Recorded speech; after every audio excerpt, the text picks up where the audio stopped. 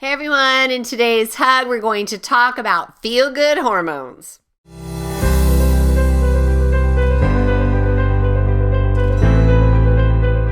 Okay, so today I'm going to share my top 3 feel-good hormones because who doesn't want to feel good?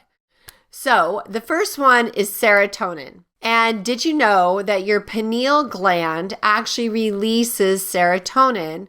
And it happens while you're sleeping. And serotonin is just your general feel-good hormone.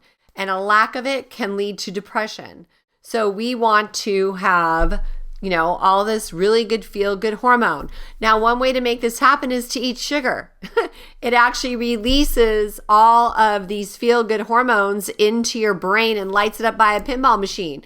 But then you crash and you feel way worse than you did to even begin. So don't do it. Just say no to sugar. But in exchange, you want to eat probiotic-rich foods. So that would be like a really good quality yogurt. I actually make my own yogurt and have for a long time with half and half. And I'll do a whole nother hug video on that when I'm making my next batch. And you could do, I also get probiotic-rich fermented vegetables at my local farmer's market. I alternate between kimchi and sauerkraut each week. I just buy a different jar. So that way we're getting different options and different strains of probiotics. And kefir is really good. You can do water kefir, you can make with water grains, or you can do a dairy type kefir. And you can buy it or make it yourself. Another thing is tryptophan. Now, tryptophan foods are really good with increasing serotonin, such as tuna. I buy Wild Planet because it's very strict on mercury testing. And turkey is another really high tryptophan food. And that is why everybody takes a nice little nap after Thanksgiving dinner, because they're just all in that zone of feeling good. So the next feel-good hormone is dopamine. Now, how do you increase dopamine? Well, my favorite way is exercising. And better yet, exercise outside in the sunlight, in nature.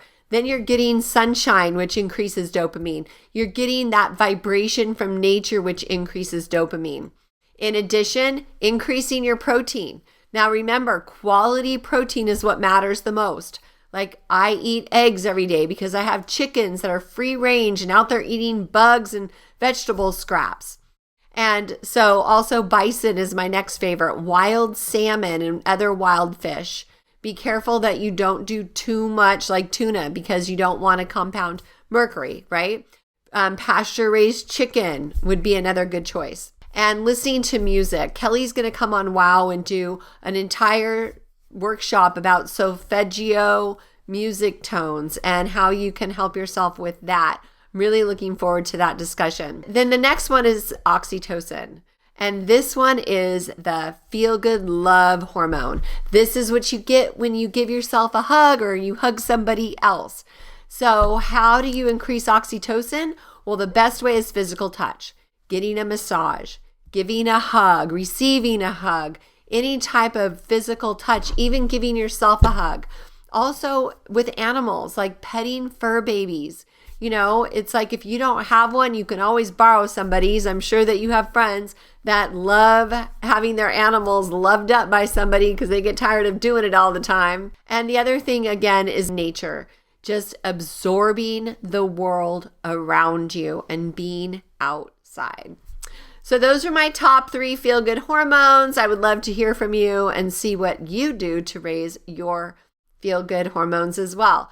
But the one thing you want to do is make sure that you avoid the high highs and the low lows by cutting out sugar and replacing it with other healthy fats or just natural fruits and vegetables. All right, let's lean in for a big, fat, juicy hug on this beautiful day.